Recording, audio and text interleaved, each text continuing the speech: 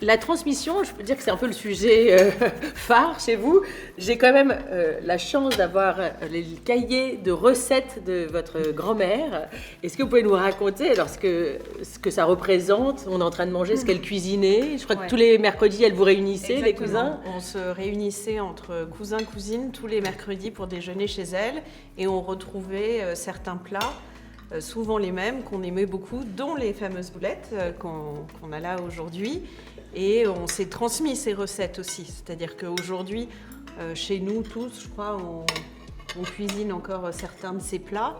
Et puis on a l'habitude, comme elle le faisait, enfin je crois, de un peu montrer notre affection, notre amour, nos sentiments dans l'assiette.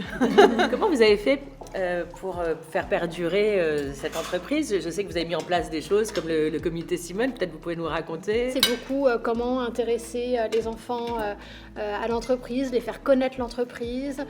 Donc c'est par des réunions plus ou moins régulières. C'est une manière aussi de reparler de Simone Perel, de remettre au centre ce qu'était la marque, quels sont les challenges aujourd'hui, les réussites, les défis.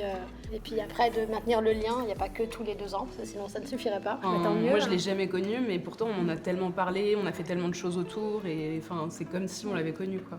Je crois qu'elle nous a transmis aussi une manière d'être une femme.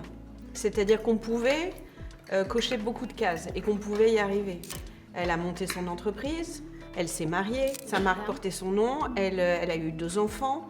Elle a travaillé toute sa vie. Elle a été une grand-mère très présente, très investie. Nous, on passait beaucoup de temps avec elle. Et c'est pour ça qu'elle est aussi présente dans nos vies aujourd'hui. Et je pense dans notre manière d'être femme aujourd'hui au quotidien, d'être mère, d'être... Enfin, voilà, c'est vrai que c'est inspirant comme modèle.